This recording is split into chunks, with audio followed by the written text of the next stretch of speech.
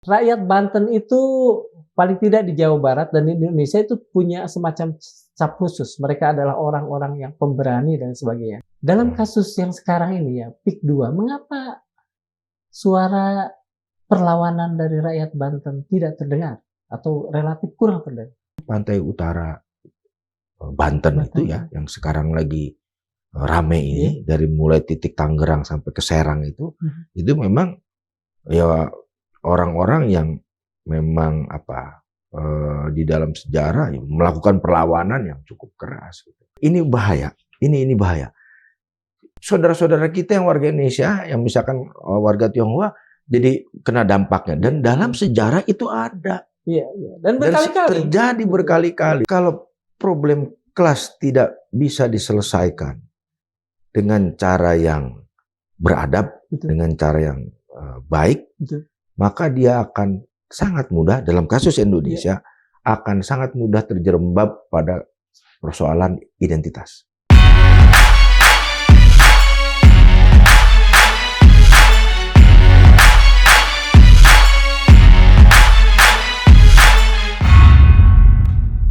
Bismillahirrahmanirrahim. Assalamualaikum warahmatullahi wabarakatuh. Sobat Mandilog, persoalan PIK atau Pantai Indah Kapuk 2 sampai saat ini masih terus bergulir.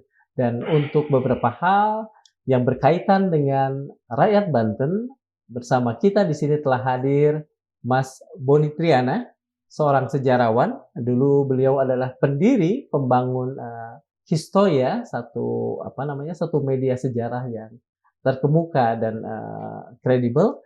Saat ini beliau adalah anggota DPR RI dari Partai Demokrasi Indonesia Perjuangan. Dan satu hal yang tidak bisa dipisahkan dari beliau dari dulu sampai saat ini adalah beliau orang Banten. Betul. Dan karena itu mungkin kita sangat relevan untuk menggali pendapat-pendapat beliau baik sebagai orang Banten maupun sebagai seorang sejarawan. Kang, langsung saja saya ya. Ini dalam soal PIK ini ya, soal PIK 2. Bukan pemberontakan. Rakyat Banten itu paling tidak di Jawa Barat dan di Indonesia itu punya semacam cap khusus. Mereka adalah orang-orang yang pemberani dan sebagainya. Dan mungkin itu dimulai dari sejarah dahulu. Kita tahu ada pemberontakan Cikande tahun 45, kemudian tahun 1852 sampai tahun 61 ada juga gerakan-gerakan di seputar Banten, dan ada juga yang besar, yaitu pemberontakan petani, katakan saja, di tahun 1888 yang ditulis oleh Pak Sartono itu. Kemudian ada pembentukan Dewan Rakyat pada tahun 1945. Nah, dalam kasus yang sekarang ini ya, PIK 2, mengapa suara perlawanan dari rakyat Banten tidak terdengar atau relatif kurang terdengar? Begini, Kang. Jadi di dalam beberapa studi atau literatur sejarah khususnya mengenai Banten ini daerah yang mungkin kita perlu buktikan apakah ini darahnya, genetiknya atau apanya, itu pertanyaan yang harus dibuktikan lewat riset yang lain. Memang menjadi salah satu hotspot di Indonesia pada masa itu, kalau kita tidak boleh sebut sebagai Hindia Belanda ya. Iya, betul. 1 abad itu selalu terjadi pemberontakan paling nggak 2 kali. Dalam seabad. Itu yang besar, belum yang kecil-kecil.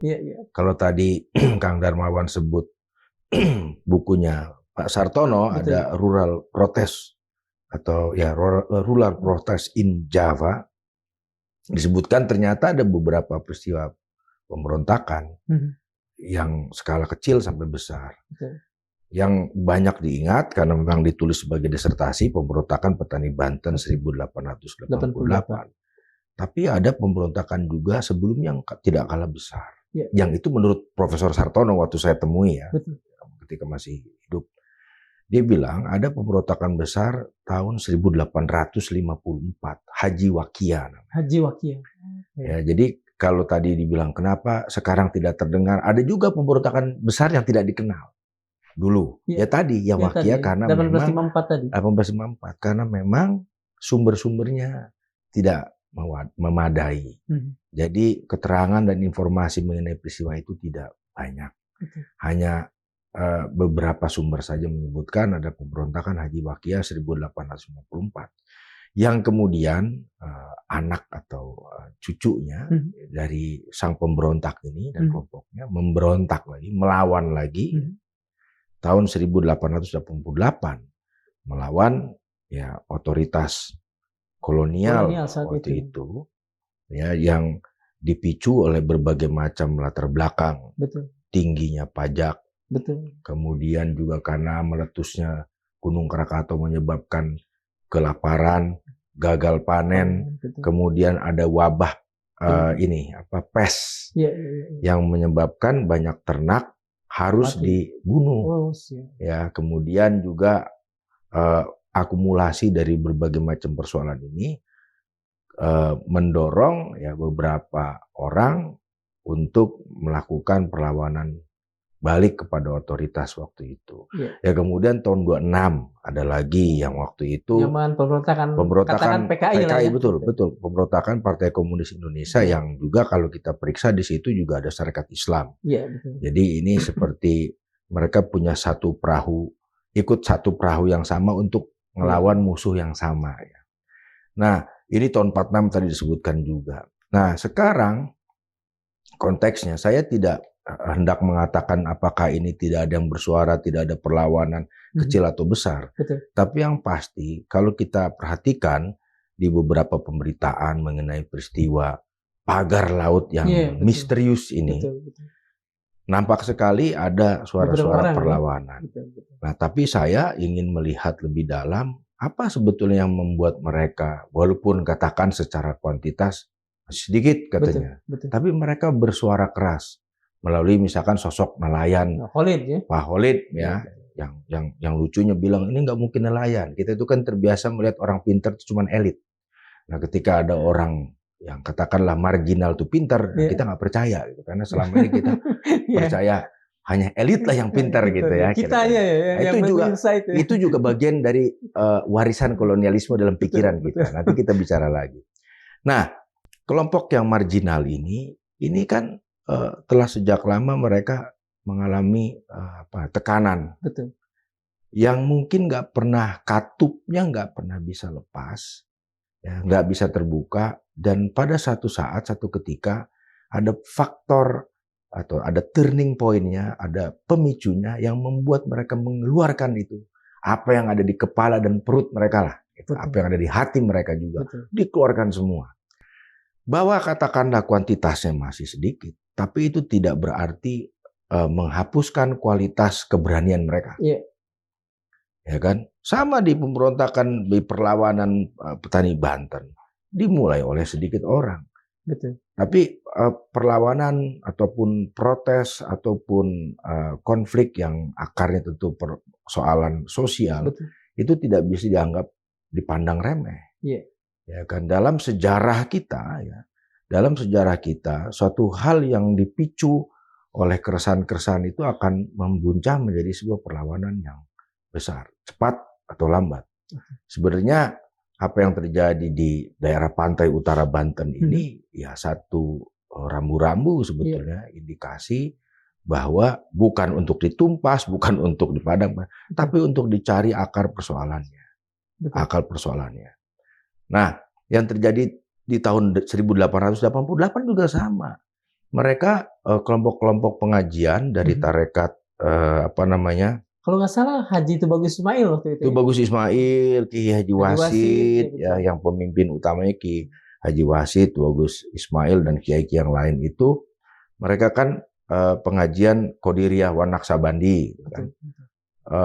Tarekatnya ini. Dalam beberapa tarekat-tarekat ini dalam beberapa kesempatan selalu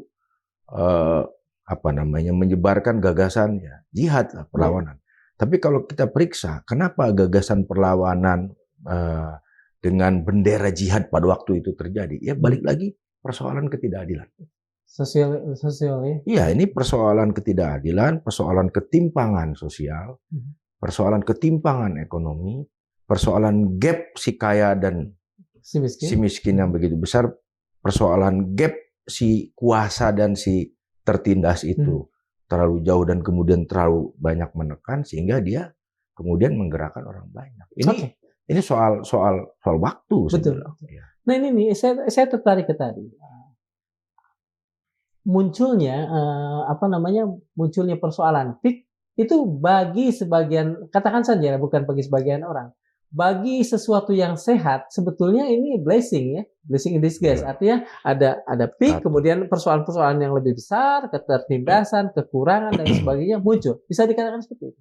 Iya, tadi kan saya bilang ini kan butuh pelatuk ya. Betul. Untuk membuka trigger untuk membuka katup itu sehingga orang punya kanal yang sama sebetulnya. Jadi ini bukan peristiwa unik dalam sejarah kita, banyak sekali. Ya tadi yang saya bilang di pemberontakan petani Banten itu kan akumulasi peristiwa sebetulnya.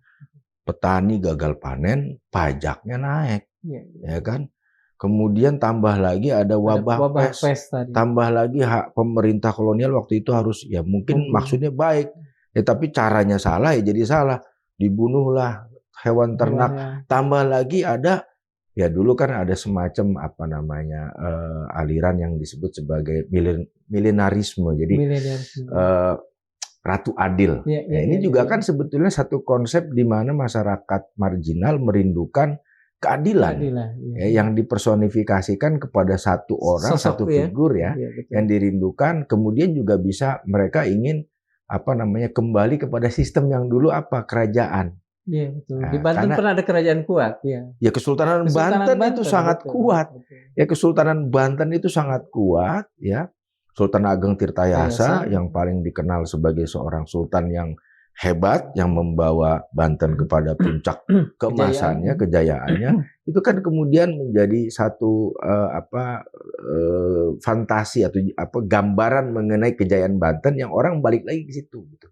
Kayak revivalisme gitu kebangkitan kembali. Dan kemudian juga ada keturunan dari kesultanan ini yang juga bermain di sana gitu kan. Nah, ini kemudian meletup waktu itu. Salah satu ada beberapa peristiwa yang dicatat dalam Sartono, misalkan si asisten residennya itu kalau sore tidur, kemudian nggak jauh dari rumahnya itu ada masjid, ya kan? Anak dulu kan nggak ada speaker itu nggak ada, jadi anak-anak itu pengajian naik ke atas menara yang mungkin juga dibikin nggak terlalu kuat. Mereka pengajian teriak-teriak begitu ya, mungkin sholawatan terganggu lah si Belanda ini, semenir ini gitu kan. Nah, dia marah itu, dia panggil, dimarah-marahin, itu juga memicu apa? Memicu sentimen ya kan, sentimen gitu. Jadi itu juga men-trigger gerakan itu lahir. Kemudian ya peristiwa ini besar sampai kemudian para pemimpinnya dihukum mati, kemudian pengikutnya dibuang ke Sulawesi Utara. Ya, tapi kan kalau kita lihat semangat perlawanan ini, kalau kita lihat di Banten berkelanjutan karena memang jangan-jangan secara struktural ya kelas yang dulu tertindas tetap tertindas sampai hari ini.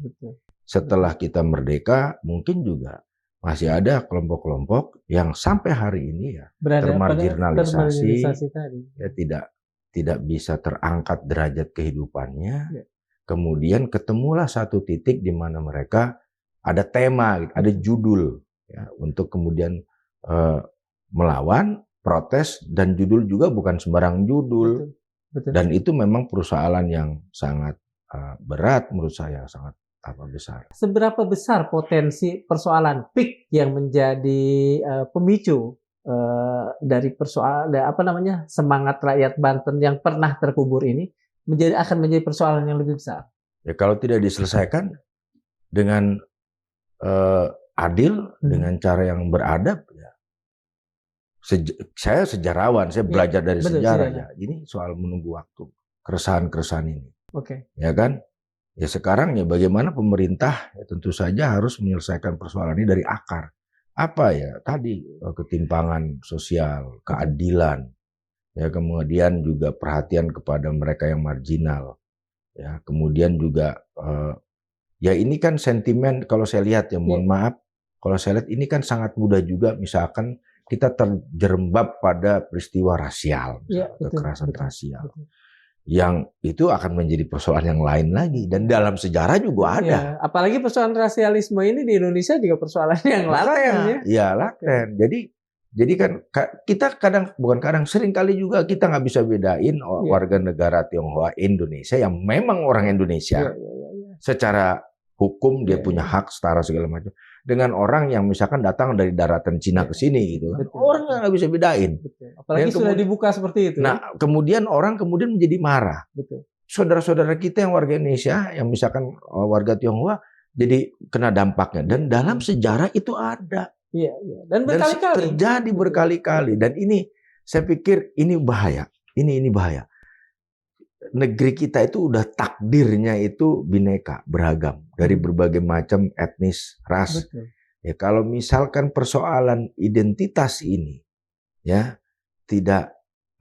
persoalan keadilan yang basisnya kelas tadi. Ini kan persoalan kelas nih, orang marginal. Ada mau bikin perumahan yang sangat mewah. Nyolok mata di luar itu orang-orang miskin. Ini kan persoalan kelas. Kalau problem kelas tidak bisa diselesaikan dengan cara yang beradab, dengan cara yang baik, maka dia akan sangat mudah, dalam kasus Indonesia, akan sangat mudah terjerembab pada persoalan identitas. Dan itu lebih besar. Ya, yang itu terjadi juga terjadi juga di Indonesia. Sejarah itu menunjukkan. Saya bisa catat berkali-kali loh peristiwa kerusuhan yang berbau rasial terjadi. Yang paling masih ada di depan mata kan 98 ya, dengan gampang. Ya, 98 itu juga nggak lama. Tahun 80-an pernah terjadi. Ya, di Solo misalkan. Kemudian tahun 60-an di Bandung. 74 sama pas Malari juga sama, sempat kena juga. Kemudian tahun 63 di Bandung sama. Kemudian tahun 46 di Surabaya. Di Tangerang juga pernah terjadi. Itu rasial juga 46. Kemudian tahun 1911 pernah terjadi juga. Tahun 1911 waktu itu. Kita sebetulnya punya banyak cerita dari tahun 1740 itu ya. 1740 di Batavia. Jadi maunya pemerintah atau siapapun yang berkuasa belajar sejarah dalam arti mencari solusi atas persoalan masa kini yang masih berurat akar ke masa lalu. Iya, jadi jangan dianggap remeh. Jadi itu udah let's bygone be bygone, let's will be yang udah terjadilah, yang akan terjadilah. Dan itu nggak bisa dianggap remeh. Apapun dari itu. Nggak bisa dianggap remeh. Kita udah punya segala macam undang-undang lah, tapi kan penegakan hukumnya, ya kan. Mas, kembali pada soal itu saya ingin bertanya, apakah Mas Boni melihat kan pemerintah nih sudah melihat ada satu langkah pemerintah yang on the right track, yang kita bisa harapkan bisa menyelesaikan persoalan ini lebih tuntas? Kalau saya sih melihat semoga begini, kadang itu kita bingung mendengar keterangan para pejabatnya. Misalkan kemarin Menteri ATR Nusron Wahid dengan gagah berani, dia membuka itu semua persoalan. Sementara yang lain itu nggak clear seperti apa, gitu kan.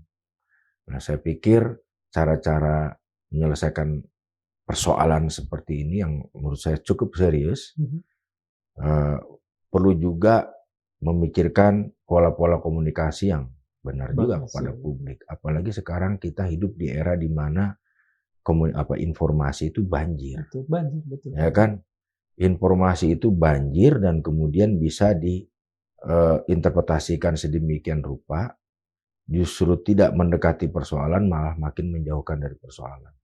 Sementara itu orang-orang, saudara-saudara kita yang di pantai utara, ini pantai utara Jawa ya, itu kalau kita lihat, kita ngomong pencemaran, kita ngomong polusi yang terjadi di sana, kita ngomong secara ekologis bagaimana depan itu rusak, itu ngeri saya bilang. Dan kalau kita perhatikan dari sejarah juga, itu pantai utara Banten itu ya, yang sekarang lagi rame ini, dari mulai titik Tangerang sampai ke Serang itu memang ya orang-orang yang memang di dalam sejarah ya, melakukan perlawanan yang cukup keras. Gitu. Pemberontakan petani Banten juga sebagian datang dari wilayah itu, pesisir utara itu, ya kan? Jadi memori tentang perlawanan, kejayaan itu sudah ada di kepala mereka.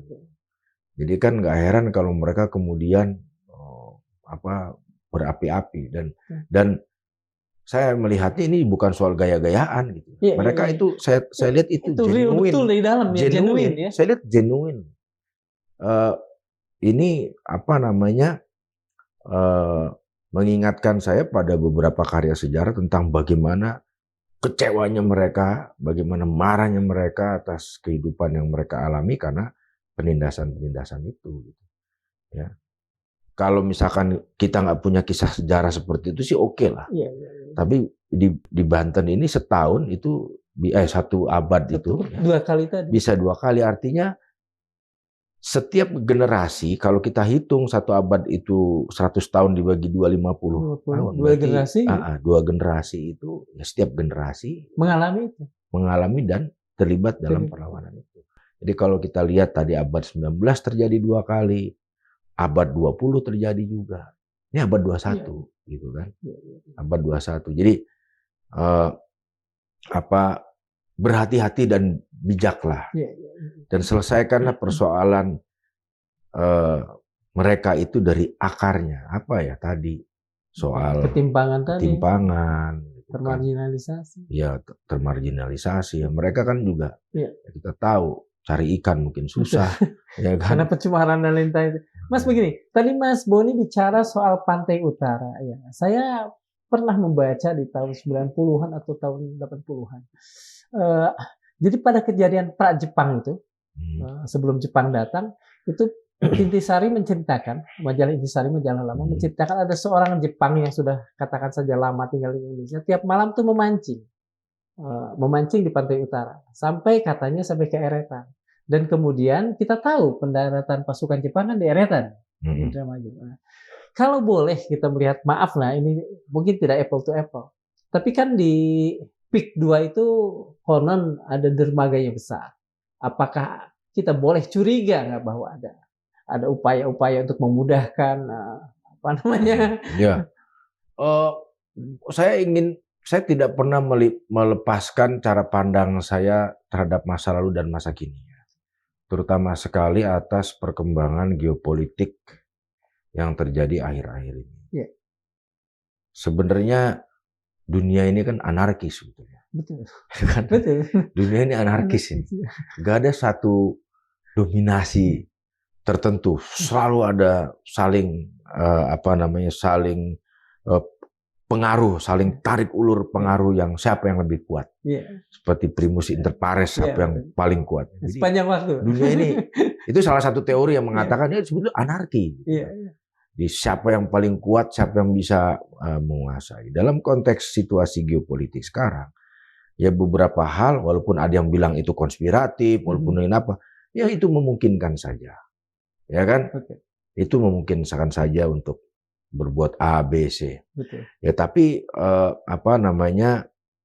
kalau konteks waktu itu, misalkan banyak sekali intel-intel Jepang udah datang sejak tahun dulu ada disebut istilahnya zaman toko Jepang. Jadi orang Jepang bukan hanya datang ke sini untuk mancing. Jadi tahun 30-an itu disebutnya masa di mana banyak orang Jepang datang kemari membuka usaha, buka toko, dan sebagian dari mereka adalah intelijen. Nah, ini juga ada presiden dalam sejarah, bahkan udah jadi novel. Yang ditulis oleh siapa? Remi Silado, Kembang Jepun. Ya kan, itu kan di Surabaya. Itulah di masa orang Jepang datang, bahkan Maeda itu juga sudah datang. Kemudian banyak sekali orang Jepang yang pada saat invasi Jepang ke sini, yang tadinya kerja di toko balsem, tahu-tahu pas invasi udah ganti baju seragam tentara. ya kan? Ada banyak sekali. Saya pernah melakukan penelitian dan juga saya pernah bikin pamerannya di Museum Perumusan Teks Proklamasi. Bagaimana Jepang kerja sampai ada yang sampai mana? Garut, ada yang sampai Jawa Barat ya. Di Jawa Tengah juga ada yang sampai Temanggung, sampai ke tempat kabupaten yang sekarang tuh ya ke pinggiran ya. Mereka buka toko, buka ini. Dulu banyak orang Jepang itu, tahun 30-an itu. Ya, banyak prakondisi betul ya? Betul, dan mereka rata-rata intelijen. Nah, intelijen. Ketika perang tiba, ya, waktu itu mereka ada yang misalkan bikin kode tempat pendaratan. Kemudian nanti mereka cari, oh di sini Belanda punya tangsi gitu. Di sini tempat senjata. Itu udah kasih kode-kode ketika diinvasi. Belanda cuma Jepang cuma invasi Belanda 5 hari. 5 hari nggak ada perlawanan berarti langsung dikuasai. Dan itu prakondisinya udah tahun 30-an. Ya tahun akhir tahun 20-an 30-an dari zaman tokoh Jepang tadi.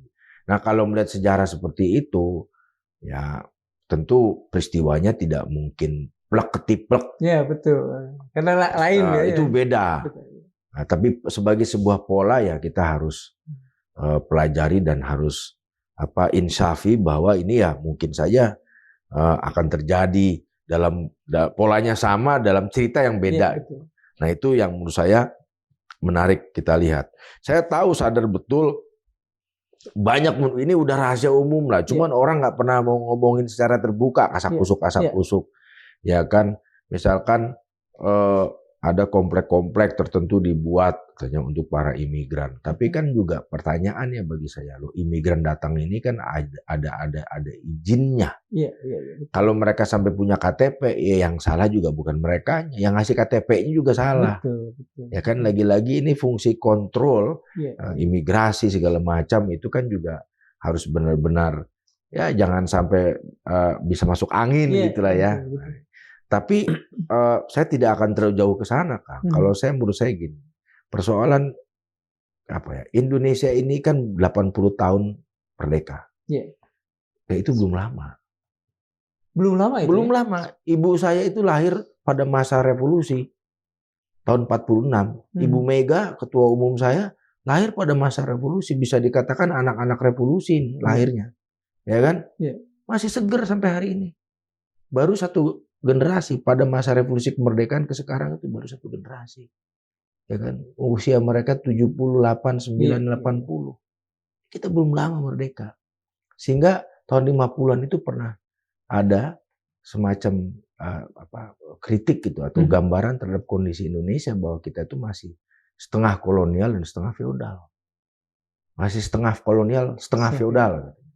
Kenapa? Karena kita tidak berhasil mengubah struktur masyarakat kita yang paling mendasar dari negara jajahan, dari masyarakat terjajah yang termarginalisasi, yang terdiskriminasi, ya kan, yang tersegregasi secara ras maupun golongan, menjadi sebuah masyarakat yang bebas, yang egaliter, yang setara, ya, yang kemudian bisa membawa Indonesia meninggalkan beban masa lalu mereka. Kita tidak pernah punya kesempatan itu. Kita mungkin perubahannya pelan-pelan, Mak. Nah, itu yang terjadi sekarang, gitu kan. Nah, jadi kalau misalkan kita mau sama-sama pemerintah beriktikat mengubah, ya persoalan ketimpangan sosial, ekonomi. Itu masalah-masalah akar persoalannya. Akar keadilan. Pas kembali ke yang tadi. Apakah dalam katakan tadi misalnya kan kemungkinannya selalu ada. Kemungkinan soal bentang pantai utara yang diibaratkan pada kejadian-kejadian dahulu itu. Dalam penilaian Mas Boni, seberapa kuat, seberapa dalam sebetulnya pemerintah juga mewaspadai persoalan? Ya, ini mestinya yang jawab pemerintah, Kang. Kalau itu pemerintah begini, Mas Boni bolehlah menilai gitu, penilai Mas. Ya, kita itu negara kepulauan. Angkatan laut kita harusnya kuat. Dan tidak begitu kan? ya? Di negara kita itu ada koridor-koridornya yang mungkin Dan harapan saya semoga kita semua bisa menjaga pintu-pintu masuk itu secara kuat. Tapi saya bukan ahli geopolitik atau ahli internasional. Semisal pada tahun 65 ketika terjadi peristiwa itu kapal induk Amerika sudah ada di pantai timur Sumatera. Itu udah datang. Yang cerita sama saya itu saya lupa namanya, Pak Umar. Saya lupa namanya. Nanti saya ingat-ingat lagi namanya. Biar bisa diedit juga. Gitu. Nah, dia cerita bahwa ketika terjadi peristiwa 65 itu kapal induk Amerika Serikat. Amerika Serikat itu sudah ada di pantai timur Sumatera. Itulah yang membuat Bung Karno waktu itu hati-hati betul. Kalau misalkan terjadi perpecahan, pada saat itu kita mungkin seperti Korea Utara, Korea Selatan. Karena memang waktu itu proyeknya kan setelah Perang Dunia Kedua ya waktu itu keadaan geopolitik waktu itu. Nah, belajar dari situasi itu, memang kita sangat beresiko sebagai sebuah negara kepulauan dengan begitu banyak pintu masuk dari utara, selatan, timur, barat. Maka ya anything can happen, dan harapan kita pada kekuatan angkatan laut misalkan untuk menjaga sejauh mana kita bisa memprotek diri kita dari berbagai kemungkinan yang ada. Dan ini kan kita sekarang di masa yang serba canggih begini ya. Nah, kemarin ada ketemu apa gitu di pantai, kemudian waktu itu pernah juga ada seperti balon udara di daerah di Amerika atau di mana, ya kan? Itu kan bisa terjadi gitu. Betul. Nah, tapi menurut saya lagi-lagi hal seperti itu terbukti atau tidak, terjadi atau tidak, ya kan? Dan ketika beredar sebagai sebuah isu, dan ketika nempel atau nyenggol soal rasial, sementara problem utama dari masyarakat itu problem-problem keadilan, ketimpangan, marginalisasi, ya kan? Itu akan sangat mudah tercampur dan kemudian meletupkan satu protes, ya, satu konflik. Nah, itu yang harus kita perhatikan. Kita kan kadang-kadang bicara tentang toleransi, tentu wajib. Kita bicara soal pentingnya menghargai kebinekaan, itu wajib. Tapi harusnya pula disertai oleh satu usaha untuk tidak menoleransi orang ketidakadilan. Dan orang makin kaya, makin berkuasa, tapi masyarakat yang marginalnya makin tertindas. Itu loh. Mas, begini, mohon maaf saya kembali ke soal PIK tadi ya, agar paling tidak kita punya landasan persoalan yang kokoh dalam persoalan ini. Saya membaca bahwa PIK juga melakukan penimbunan terhadap sungai-sungai yang dipakai oleh rakyat Banten. Mungkin belum terasa sekarang gitu ya, tapi kelihatannya ini akan jadi persoalan, akan jadi bom waktu gitu ketika mereka lama-lama tidak memiliki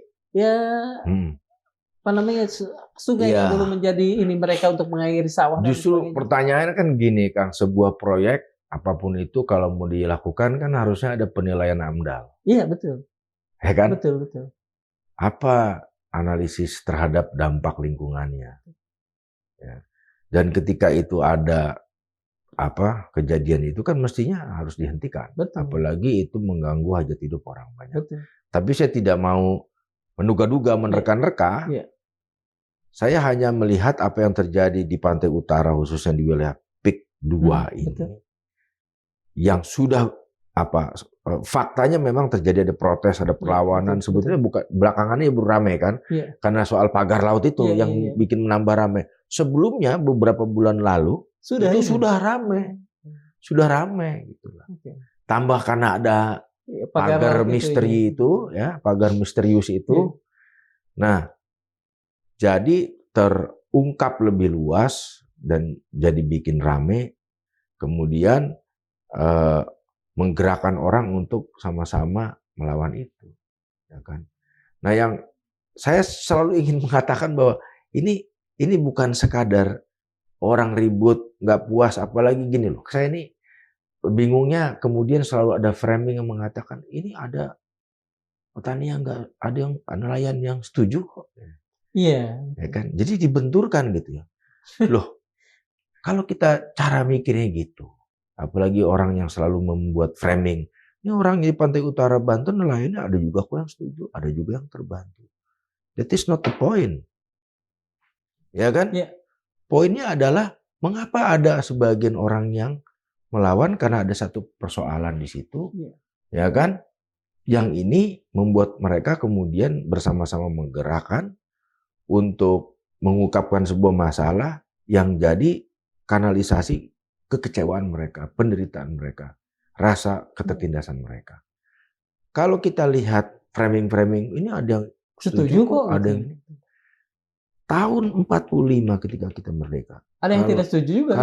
Kalau penduduk di pedesaan kita tanya, pilih mana, zaman sekarang atau zaman normal? Nah, normal, pilih zaman normal. Betul. Yang merujuk kepada zaman kolonialisme Belanda. Betul. Karena orang-orang ini nggak sadar bahwa mereka hidup di dalam struktur yang penindasan, kekerasan, ya kan? Jadi apa ya? Kayak mengalami banalisasi. Kalau Freire bilang kan orang yang ditindas selama kelamaan juga apa ya, terbiasa ditindas. Ya, kekerasan, penindasan itu jadi banal, apa? Betul. Jadi hal yang ya udah gitu kan. Jadi wajar gitu ya. Ya kan? Jadi ya udah kita terima takdir kita. Nah, kalau kita tanya tahun 45 orang kayak gitu, dia bilang ya udah katanya enak zaman normal, nggak ada apa-apa, nggak ada ribut-ribut. Bayangin coba. Kalau zaman sekarang tahun begitu, itu bisa terbelah dua netizen tahun 45. Mungkin ada yang pro Soekarno dan Hatta dan lainnya, ada yang pro ini. Ya, semua beradu argumen gitu kan. Sama seperti saat ini ketika orang kemudian dalam tanda petik ada yang merindukan kembali Orde Baru kan. Iya, benar. Jadi kan kita ini punya problem soal ingatan, Kang. Ingatan kita pendek. Ya. Ingatan kita pendek karena kita tidak terbiasa belajar, bukan diajar ya, belajar sejarah dan punya kebebasan untuk belajar sejarah dari berbagai macam perspektif dan sisi yang berbeda. Kita selalu disuapin. Ingatan kita selalu dibentuk oleh narasi resmi negara. Iya. Sehingga ya udah kalau misalkan kita nanya, jadi bener yang mana sih? Ah gitu loh. Pertanyaannya gitu ya. Padahal kebenaran ada di mana-mana gitu kan. Katakanlah seperti itu ya kalau dalam perspektif keilmiahan ya. Betul. Nah, tapi untuk hal-hal tertentu misalkan di sejarah. Ya petani tertindas ya yang menindas yang salah gitu kan. Nelayan ditindas, yang menindas yang salah nggak bisa. Oh, yang penindasnya juga ada sisi benernya kok, yang nggak bisa dong. Makanya kan. Yang penindasnya juga dermawan ya. Nah jadi kita tuh nggak pernah punya kesempatan belajar sejarah secara terbuka, secara bebas gitu kan. Sehingga ya tadi orang kemudian nggak panjang gitu loh. Bukan hanya pikniknya yang nggak jauh atau mainnya kurang jauh, ingatannya kurang jauh gitu kan. Nah, makanya ketika ada kejadian PIK ini di pantai utara Banten, orang yang nggak belajar sejarah, ya mungkin apa sih ini gitu, seolah-olah nggak ada akarnya. Tapi kalau kita belajar sejarah, kita nggak heran. Justru kita langsung analisa, di masa lalu pernah terjadi. Akarnya A, B, C, D. Mas begini, dari perspektif sejarah, ini kan katakan sajalah darah Banten agar kita gampang. Gelora Banten atau apapun.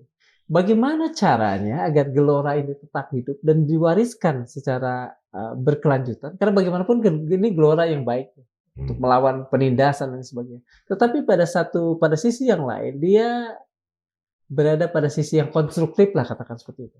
Nah, jadi di Banten itu ada jawara. Jadi ada satu status di masyarakat, ya, ada kiai, ulama, ada jawara. Ya. Nah, jawara ini orang-orang lokal strongman gitu, orang-orang kuat ya. Yang dulu nih pengertiannya ya, yang punya ilmu kanuragan, yang tukang gelut, berantem, pintar dan berani. Nah, kemudian mereka selalu bersinggungan dengan kekerasan.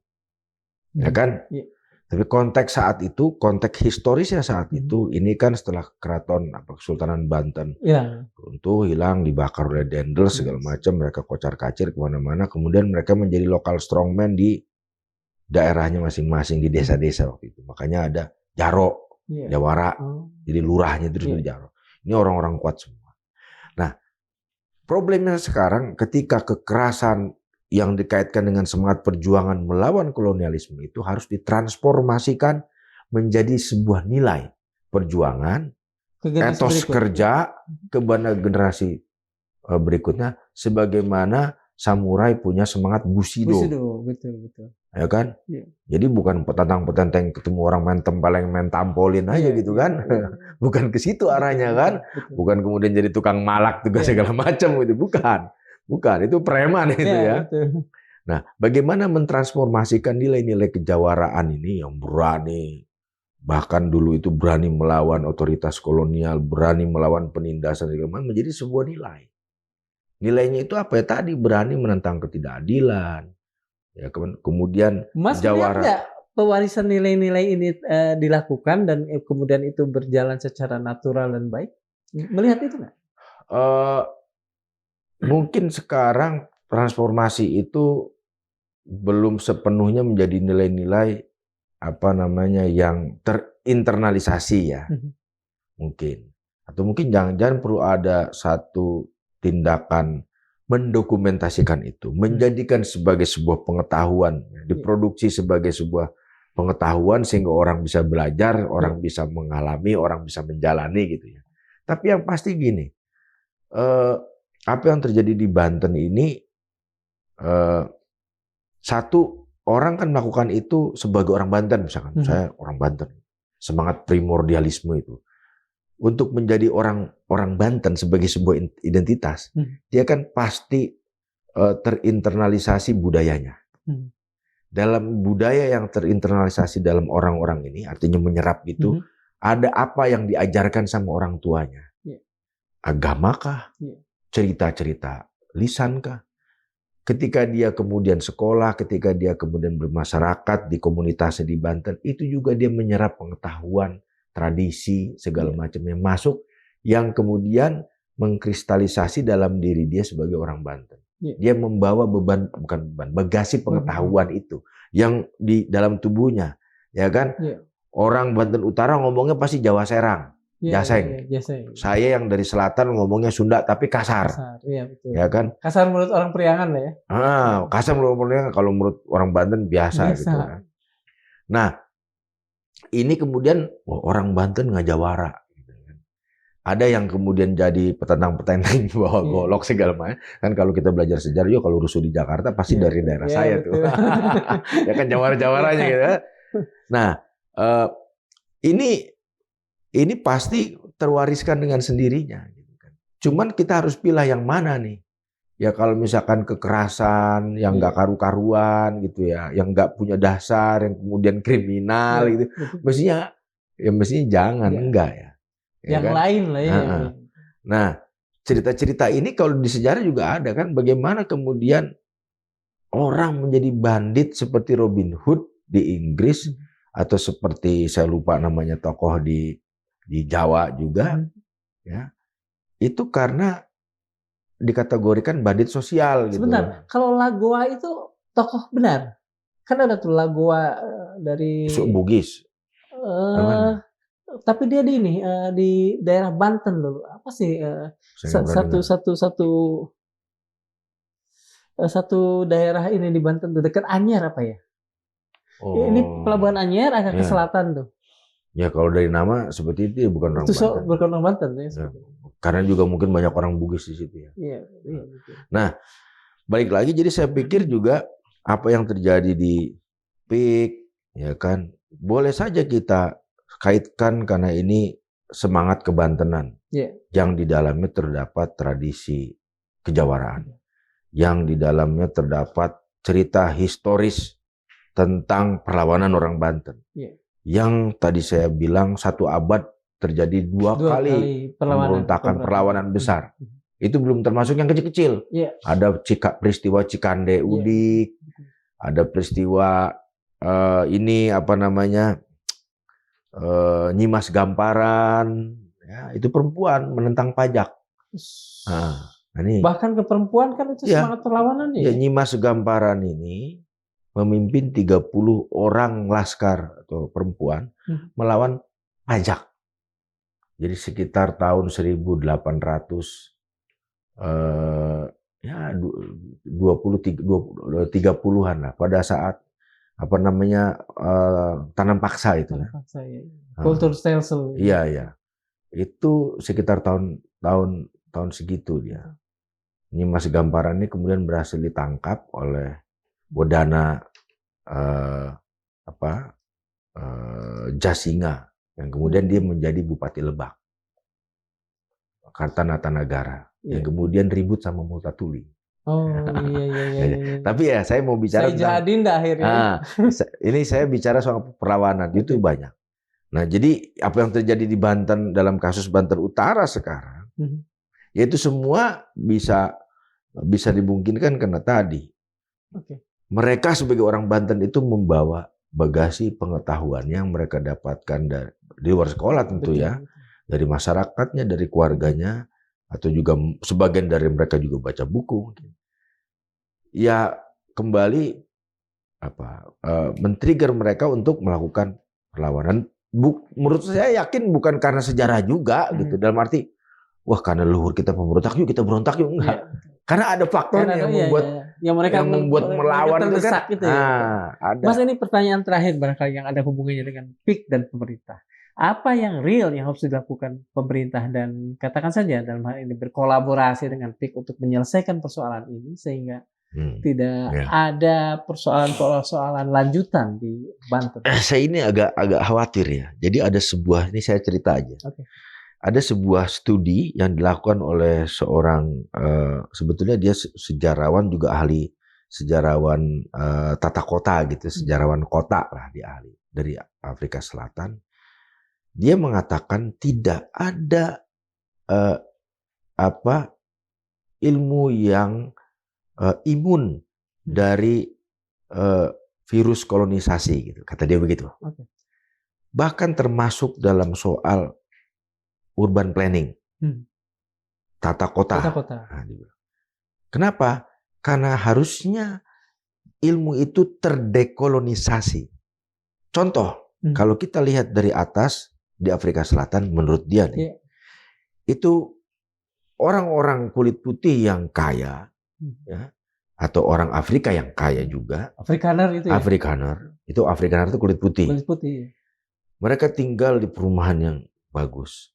Pagar di luarnya itu orang rakyat jelata, kulit hitam yang tidak seberuntung mereka yang di sini. Artinya ada ketimpangan kelas dan ras yang berkelindan.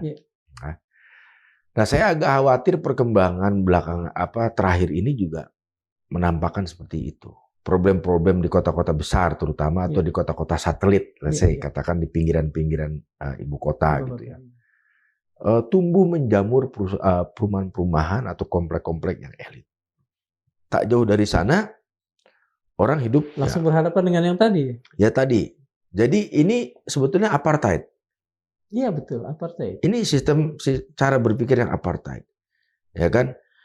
Bisa dibayangkan orang yang hidup di komplek kelas menengah ke atas, fasilitas kolam renang, jogging track, even golf, apa segala ada di situ dalam semuanya. Satu klaster tertutup. Ya kan sekarang ya. Terus orang bilang apa salahnya? Ya kalau kamu bisa beli, kalau enggak ya jangan. Tapi yang salah ketika orang di luar komplek itu yang juga sama-sama warga negara yang punya hak terhadap fasilitas sosial umum publik yang sama berkualitasnya tidak bisa mengakses. Ya kan? Cemburu lah.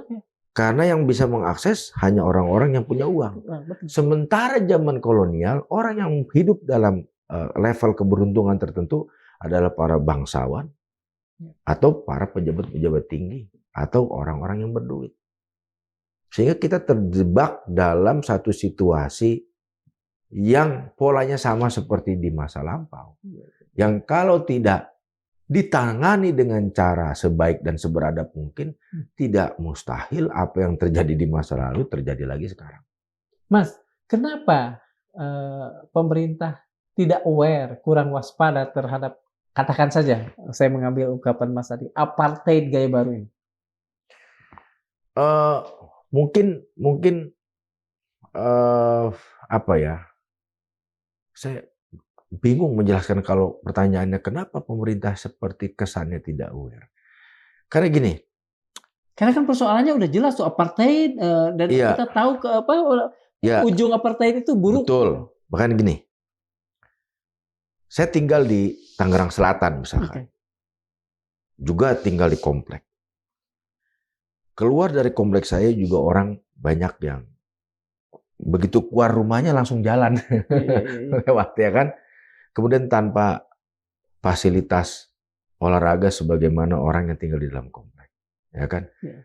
Ini problem yang menahun saya pikir. Ya. Problem yang kemudian sudah jadi ruwet gitu kan, karena dibiarkan begitu saja. Ya mestinya pola saya pikir begini. Dalam menciptakan keadilan ini pertama mungkin pemerintah, dalam hal ini mungkin tiap pemerintah kota atau kabupaten memberikan pelayanan publik, orientasi mereka kepada publik, ya kan. Nah, yang selama ini pelayanan terhadap publik dalam hari ini untuk golongan tertentu diambil alih oleh pengusaha-pengusaha, oleh kelompok kapitalis ya, kapital gitu ya, yang bisa menyediakan itu karena mereka memang orientasinya untuk generate untung, betul. Menghasilkan untung berkali-lipat yang bisa diakses oleh kelompok tertentu. Tanpa sadar lama-lama ini gapnya makin jauh. Nah, tugasnya pemerintah lebih besar lagi negara misalnya, itu kan membuat gap itu jangan terlalu jauh, betul. Ya kan? Ya hampir merekatkan lah ya. Ya jangan terlalu jauh. Nah, ini yang sekarang saya pikir mungkin harus jadi rambu-rambu jadi oleh pemerintah. Bagaimana merekatkan ini, bagaimana memperlakukan perusahaan dan pengusaha-pengusahanya, bagaimana memperlakukan rakyat, pajaknya ditarik, jangan dikorupsi, pajaknya dibalikin lagi ke rakyat, ke publik. Nah, ini termasuk di berbagai bidang lah. Tadi kita udah ngomong PIK, kita ngomong Pantai Utara Banten, belum lagi ngomong soal pendidikan, ya kan? Orang-orang misalkan itu misalkan si perumahan itu jadi gitu ya di Pantai Utara Banten itu ya jadi gitu kan. Pasti kan sekolahnya bagus-bagus tuh. Iya betul. Itu juga Terus si anak nelayan bisa nggak punya pendidikan yang sebagus mereka yang ada di situ? Oke, terlalu udah menjadi sangat sulit atau sangat runyam kan tapi dibiarkan tadi. Ya kita harus menebarkan virus-virus optimisme. Iya, siap. Ya kan? Jadi saya pikir begitu. Jadi jangan sampai kita kemudian pesimis. Lagi-lagi pesannya adalah belajar sejarah bukan hanya untuk romantisme. Tapi untuk mengambilnya buat masa depan kita. Tapi untuk pelajaran kita di masa kini agar hal-hal yang terjadi di masa lalu, terutama yang negatif, yang mendatangkan kerugian buat orang banyak tidak terulang lagi di masa kini dan masa depan. Itu tugasnya belajar sejarah. Oke. Terima kasih Mas Boni. Ini tidak terasa kita sudah 1 jam lebih. Terima kasih untuk waktunya. Saya akan mengakhiri dengan sebuah mungkin sebuah catatan saja tentang apa yang kita perbincangkan. Di Banten, tanah yang dipenuhi kenangan perlawanan, rakyatnya tetap teguh mempertahankan hak atas bumi dan laut yang menjadi jantung kehidupan mereka. Mereka tak akan mundur dari hak-hak mereka. Perjuangan mereka melawan proyek PSN PIK 2 bukan sekadar soal materi, tetapi mempertahankan harga diri dan warisan budaya yang telah teruji oleh waktu. Ini adalah perlawanan yang membara, seperti yang dikatakan Albert Camus. Perlawanan sejati adalah ketika kita berdiri untuk kebebasan, bahkan dalam keterasingan. Namun perjuangan ini tak hanya tentang menentang, ia juga soal mencari jalan tengah antara kemajuan dan keberlanjutan. Seperti kata Gandhi, bila kamu ingin mengubah dunia, mulailah dengan dirimu sendiri. Dengan kesadaran kolektif dan kebijakan yang adil, rakyat Banten bisa mewujudkan pembangunan yang menghormati hak-hak mereka dan menciptakan harmoni bagi generasi mendatang. Inilah saatnya untuk mengubah tantangan menjadi peluang dan memastikan bahwa perlawanan ini mengarah pada masa depan yang lebih baik, penuh keadilan dan kesejahteraan. Terima kasih. Assalamualaikum warahmatullahi wabarakatuh. Terima kasih, Mas Boni. Merdeka. Merdeka.